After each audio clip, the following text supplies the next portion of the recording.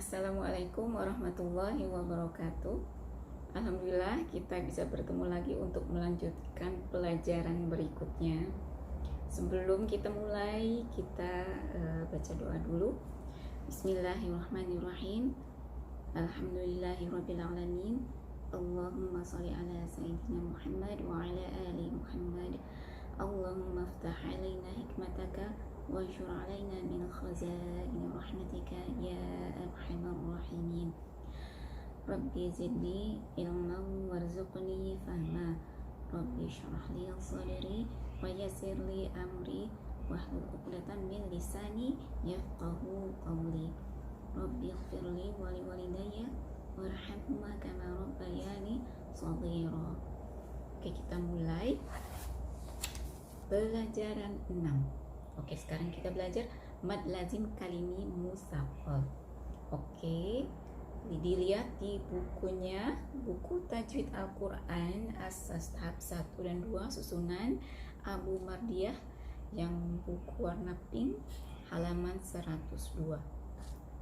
Oke, di situ ada pelajaran 6 mad lazim kalimi musaqqal. Oke, kita baca dulu ya. Yang pertama, mad lazim kalimi musaqqal terjadi apabila huruf mad yang terdapat pada kalimah-kalimah Al-Quran bertemu dengan sukun asli dan huruf sukun tersebut diilghamkan ke dalam huruf selepasnya.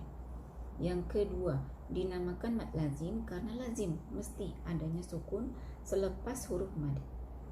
Dan semua imam Al-Qur'an melazimkannya dibaca dengan kadar 6 harokat. Dinamakan kalimi karena pertemuan antara huruf mad dengan sukun berlaku pada kalimah. Dinamakan musaqqal karena huruf sukun selepas huruf mad tersebut diidghamkan ke dalam huruf selepasnya. Yang ketiga, mad lazim kalimi musaqqal mesti dibaca 6 harokat ketika wasal dan waqaf. Yang keempat itu adalah contoh-contoh mad lazim kalimi. Oke, kita ulang lagi. Coba kita pahami satu-satu arti dari kata mad lazim kalimi musaqqal. Mad itu apa? Mad itu kalau kita baca, kita panjangkan suara, panjangkan bacaan karena ada huruf mad ya. Itu namanya mad, jadi kita panjangkan. Kalau lazim itu maksudnya kita baca 6 harokat. Semua imam Al-Qur'an membacanya 6 harokat. Mad lazim itu terjadi ketika ada huruf mad bertemu dengan huruf sukun. Nah, itu mad lazim. Oke. Jadi mad kita panjangkan suara, lazim kita baca 6 harokat. Mad lazim itu maksudnya ketika huruf mad bertemu dengan huruf sukun. Jadi kita baca 6 harokat. Kalimi. Jadi mad lazim ini terjadi pada kalimah, bukan pada huruf. Karena ada juga mad lazim yang terjadi pada huruf. Itu namanya mad lazim harfi. Ya, ada juga mad lazim harfi musaqqal atau mad lazim harfi mukhaffaf. Nah, yang sekarang kita pelajari mad lazim kalimi musaqqal. Jadi maksudnya kalimi itu pada kalimah, bukan pada harfi. Yang harfi itu yang mana? Yang harfi itu yang pada huruf-huruf muqatta'ah. Jadi huruf-huruf pembuka surah. Ada berapa surah yang dibuka dengan huruf-huruf muqatta'ah ini? Masih ingat? Ada 29 surah yang dibuka dengan huruf muqatta'ah. Ya. Oke, itu kalimi karena terjadi pada kalimah, bukan pada huruf. Kalau terjadi pada huruf biasanya pada ayat pertama dan kedua. Itu huruf-huruf muqatta'ah. Musaqqal, apa artinya musaqqal? Kalau mad lazim ini kan ada huruf mad bertemu dengan huruf sukun. Nah, huruf sukunnya dia diilghamkan dengan huruf selepasnya. Jadi kalau huruf ini ilgham berarti dia musaqqal. Kalau huruf sukun ini tidak ilgham berarti dia mukhaffaf. Oke. Nah itu musakol. Kalau diidgham kan berarti dia musakol. Kalau tidak idgham dia mukhafaf. Oke, jadi jelas ya, mad kita baca panjang, lazim dibaca 6 harokat. Terus kalimi ini terjadi pada kalimah, bukan pada huruf. Musakol ketika huruf sukunnya itu diidghamkan. Oke, jadi supaya lebih jelasnya kita lihat contoh-contohnya di sini. Di nomor 4 nih ada 10 contoh. Oke, kita bahas beberapa saja ya. Contoh nomor 1. Al-haqqah. Nah, ini ada hanya 6 harokat. Al-haqqah. Nah, di situ ada yang bingung, katanya bertemu dengan huruf sukun. Huruf matnya udah tahu kan, yang al-ha di situ ada alif, ya kan? Ada alif, tapi mana huruf sukunnya? Nah, di sini dia bertemu dengan qaf yang bertasydid, ya kan? Nah, disinilah huruf sukunnya. Karena kalau sukun itu berarti dia ada 2 huruf kan. Kalau huruf yang bertasydid ada syaddanya, berarti dia ada 2 huruf. Satu huruf sukun dan satu lagi huruf yang berbaris. Nah, ini sebetulnya kalau maksudnya ditulis satu-satu, al-ha nanti qafnya ada 2. Yang ha bertemu qaf yang sukun, nah ada satu lagi dia qafnya ada barisnya. Ini kalau bertasydid begitu. Kalau bertasydid maksudnya dia ada 2 huruf. Yang pertama sukun, yang satu berbaris. Nah, itu sukunnya itu ada di huruf yang bertasydid. Coba yang nomor 2. Nomor 2 sawaf. Sawa, wanya 6. Sawaf. Nah, itu juga fa-nya dia bertasydid. Dia ada huruf mad, sawa, wa, ada alif kan. Alifnya ini dia huruf mad bertemu dengan fa yang bertasydid. Nah, ini ada fa bertasydid, maksudnya ada 2 huruf di situ, yang satu sukun, ya kan? Yang satu lagi berbaris.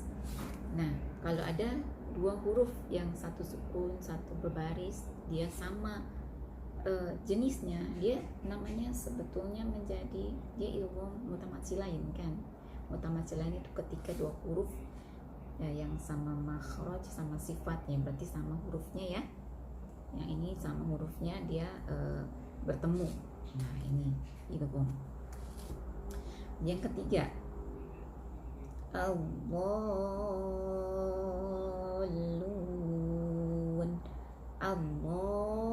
Bo 6 harokat. Al-dhallun.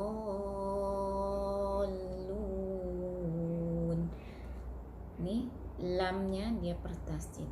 Jadi bagaimana cara kita tahu mengenali mad lazim kalimi musakol ini? Oke. Sangat mudah. Jadi ketika ada huruf mad, dia bertemu dengan huruf yang bertasydid. Nah, itu adalah mad lazim kalimi musakol, ya. Jadi ketika ada huruf mad bertemu dengan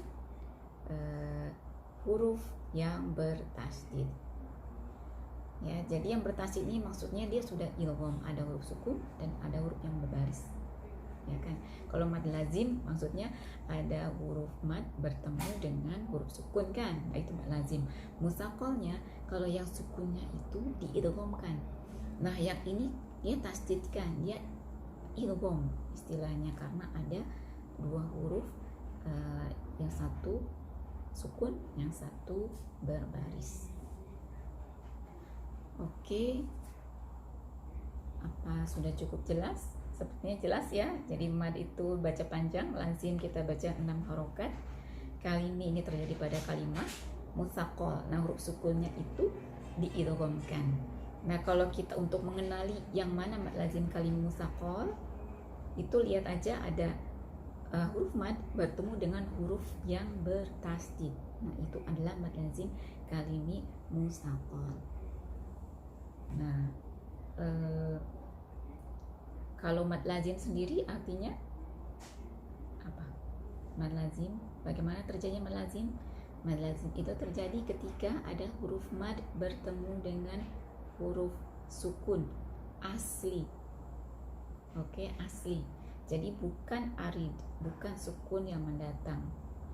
Kalau huruf mad bertemu dengan sukun yang mendatang, kita sudah belajar di pelajaran sebelumnya. Kalau ada huruf mad bertemu dengan huruf sukun yang mendatang, itu namanya mad arid li sukun. Nah, jadi sebetulnya hurufnya itu ada barisnya, cuma kita sukunkan karena kita mewakaf. Nah, itu namanya mad arid li sukun. Kalau mad lazim ini mau kita wasal atau mau kita wakaf. Wasal maksudnya kita baca terus. Kalau wakaf kita berhenti di situ. Jadi kalaupun kita mau baca terus ataupun kita mau berhenti di kata itu, tetap mad lazim ini dibaca 6 harokat. Oke. Jadi kalau mad arid li sukun, kalau wasal dia tak dia cuma kembali lagi ke mad asli kan. Kalau wakaf baru dia boleh baca 2, 4 atau 6 harokat. Nah, kalau mad lazim, ketika mad lazim ini adalah ketika huruf mad bertemu dengan huruf sukun asli. Kalau kita baca wasol ataupun kita baca wakaf, itu tetap dibaca 6 harokat. Oke, semoga itu cukup jelas ya.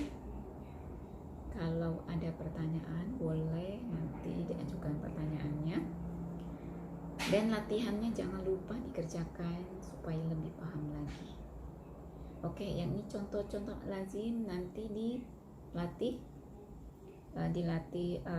bacaannya. Seperti yang tadi sudah ya, al-haqqah. Jangan lupa di situ ada tasdid, jadi agak ditekan sedikit. Jangan baca al-haqqah. Jadi qafnya macam ada satu. Ya, di sini tasdid. Kalau tasdid dia agak al-haqqah.